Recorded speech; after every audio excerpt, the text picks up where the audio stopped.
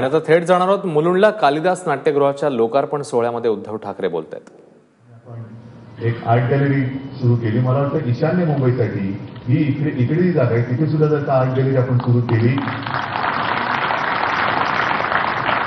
तर मेहता साहेब आपण पण बोलताना बोलला की जे सत्य आहे की संपूर्ण देशात महाराष्ट्र आणि बंगाल या दोघांना एक कलेची आणि खास करून रंगभूमीची पार्श्वभूमी आहे.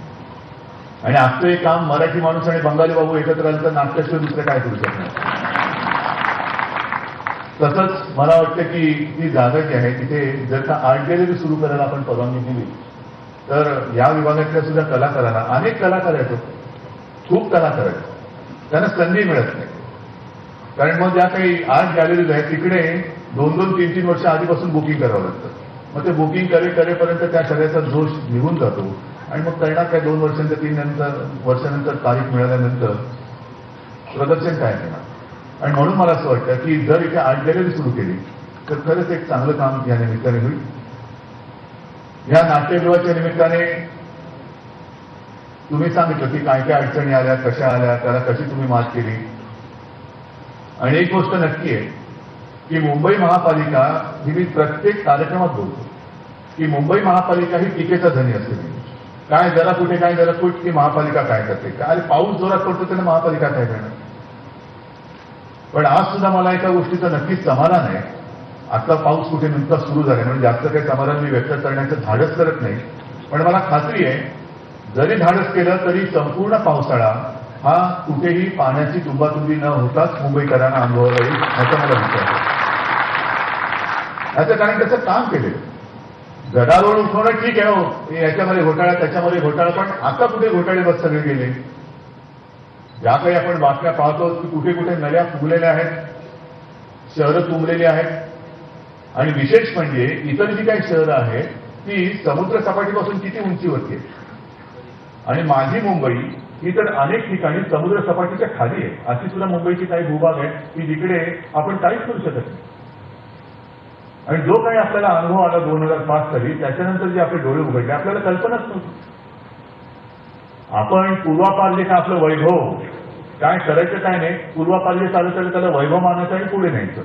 ब्रिटिशकालीन जी काय पाणी वाहून नेण्याची गटार योजना होती त्याच्यात सुद्धा सांडपाणी वेगळं आणि पावसाचं पाणी वेगळं, त्याच्यावरच चाललं होतं. आणि मग जो 2005 साली पाऊस पडला तो पाऊस आधी मला नाही वाटत कधी आपण अनुभवला.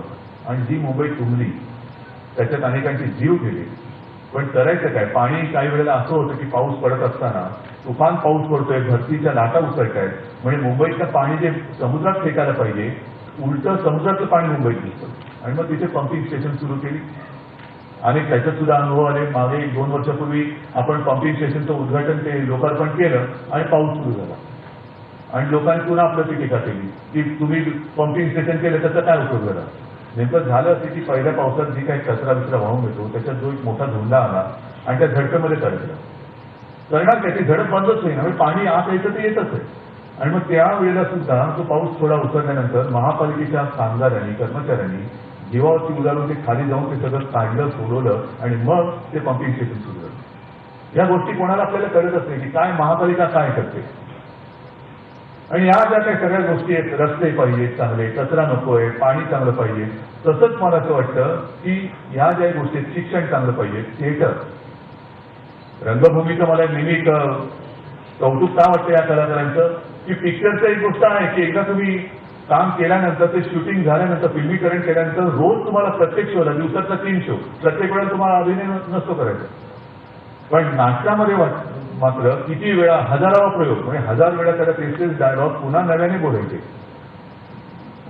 आणि स्वतःचा मूड कसाही असो, तब्येत कशी असो, तारीख दिली म्हणजे दिली, पडदा उघडल्यानंतर तो नसतोच. तो त्या पात्रामध्ये जर का एकजीव झाला नाही तर नाटकच फसतं.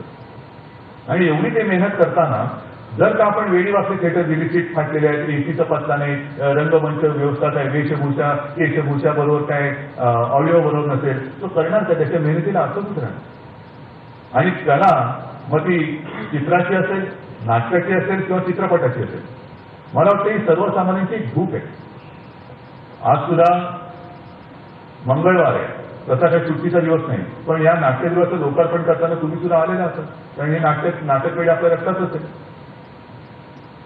आणि मग प्रत्येक वेळेला खतरा भागलेला माणूस हा कुठेतरी आपल्या व्यथांना विसरण्यासाठी म्हणा, किंवा कदाचित एखादं सामाजिक नाटक असं असतं की त्याला त्याच्या व्यथांचा काहीतरी उलगडताचे होईल की काय हे बघण्यासाठी सुद्धा तो तिकडे येतो. मग त्याच्यासाठी नाट्यगृह करायची नाही. नुसतं कर्मणूक हा एक भाग वेगळा.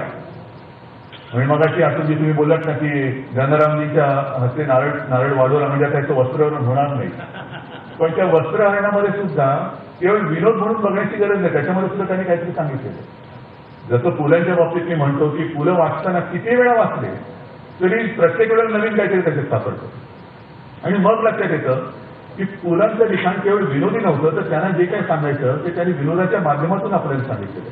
पण आपण नुसतं विनोद म्हणून हसण्यावर सोडून दिलं तर मला नाही वाटत त्यांचं लिखाण जे काय होतं ते खरोखर काढणी लागले. तर अशी ह्या सगळ्या गोष्टी आहेत. आपल्याला सांगणारे अनेक असतात, पण आपलं कर्तव्य काय.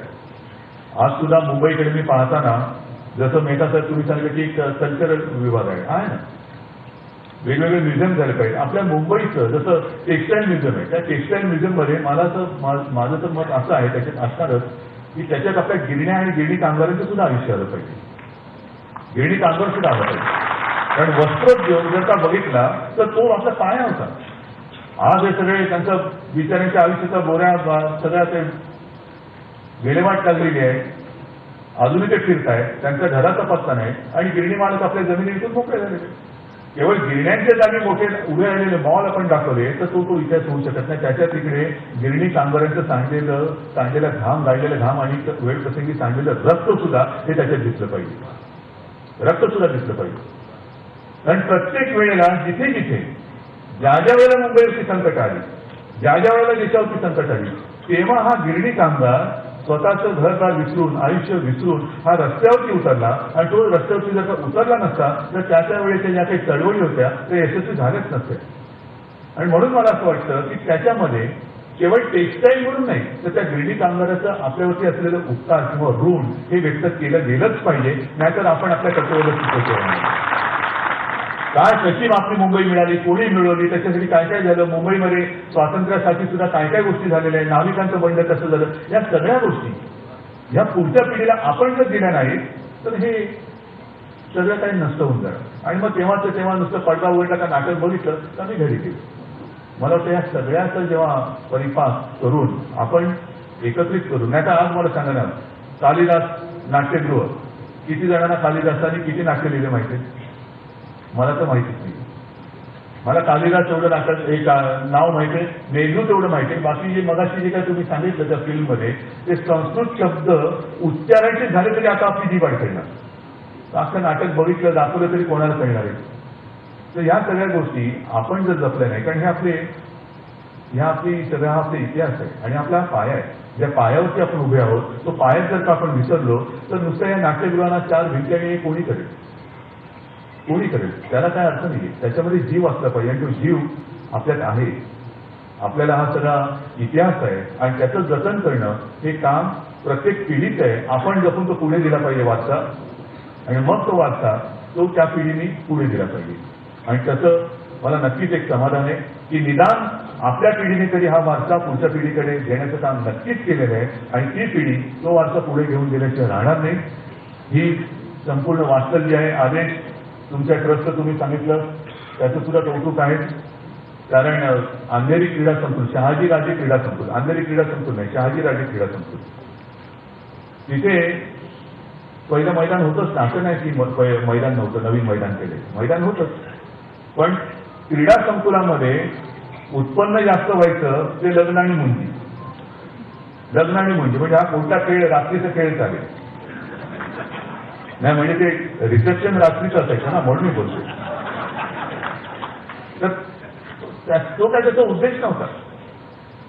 आज जे काय आपण तिकडे केलेलं आहे आंतरराष्ट्रीय दर्जाचं फुटबॉलचं ग्राउंड, आणि तुम्ही आधी त्याचा उल्लेख केला. आता माझाच मुलगा असल्यामुळे मला जास्त कौतुक नाही करता येत, पण ते त्यांनी करून घेतल्यानंतर आज परदेशी आता सुद्धा तो कुठल्याही फुटबॉल मॅचच्या याला गेलेलं आहे. विदेशातनं लोक येतात, पाहतायत, कौतुक करतायत. हे आपल्या मुंबईचं कौतुक आहे, हे कोणाच्या व्यक्तीचं कौतुक आहे. माझी मुंबई, माझी मुंबई, माझी मुंबई ही जगात चांगल्या गोष्टींमध्ये अव्वल क्रमांकावरती असलीच पाहिजे. ही तळमळ असणारा प्रत्येक मुंबईकर जर आपण निर्माण केले तर मला वाटतं मुंबई ही अशीच हसत हसत आपण प्रथम क्रमांकावरती देऊ. आणि सगळी ताकद आपल्या मुंबईत आहे. पुढचं पुन्हा एकदा या टीमला मी धन्यवाद देतो. ज्यांनी या सगळ्या कामामध्ये योगदान दिले त्यांना धन्यवाद देतो आणि पुढच्या कामासाठी शुभेच्छा. जय हिंद, जय महाराष्ट्र.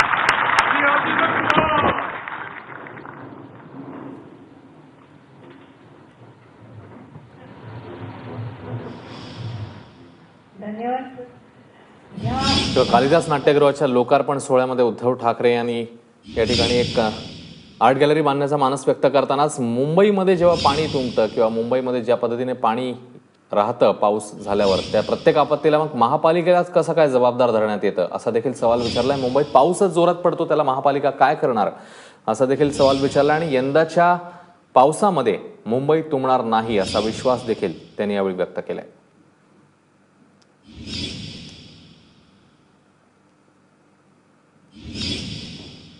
अगदी काही क्षणापूर्वीच उद्धव ठाकरेंनी आपलं मनोगत या ठिकाणी व्यक्त केलंय. कालिदास नाट्यगृहाचा लोकार्पण सोहळा होता आणि त्याच्यामध्ये त्यांनी मुंबई पालिकेवर ज्या पद्धतीने टीका करण्यात येते पाऊस पडल्यावर त्याच्याबद्दल आपल्या भावना व्यक्त केल्या.